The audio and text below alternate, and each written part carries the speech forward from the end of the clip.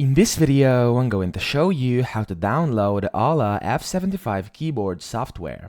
So the first thing you want to do is go to Google and type in EPO Maker. Now this is basically the manufacturer, so we want to go to their website over here, which is epomaker.com, and just click on that.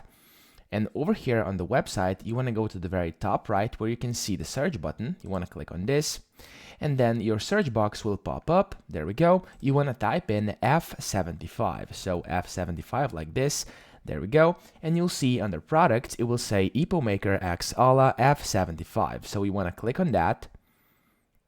And then over here, once this loads up, you can see the pricing and everything. And you want to go down to the bottom over here. So just scroll through this until you see this part. There we go. At the right, it says downloads. So you want to click on the first one, which says EPO Maker X Aula F75 software, and it only supports Windows system. So if you don't have Windows, unfortunately, you won't be able to use it.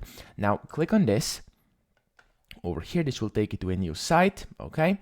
And in here, it says EPO Maker X Aula F75 driver, and you can see there's the software download button. You want to click on that, and this will automatically download to your computer.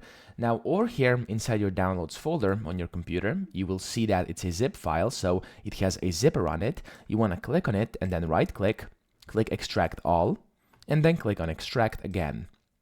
What this will do is it will give you a clean folder without the zipper over here, which you can then open, and in here is the setup. So you just want to double click on the setup, and then you will simply have to select your setup language. So for me, it's going to be English. You have a few different options over here. Click OK. And then you want to click on Next, and then Next yet again, and Next yet again.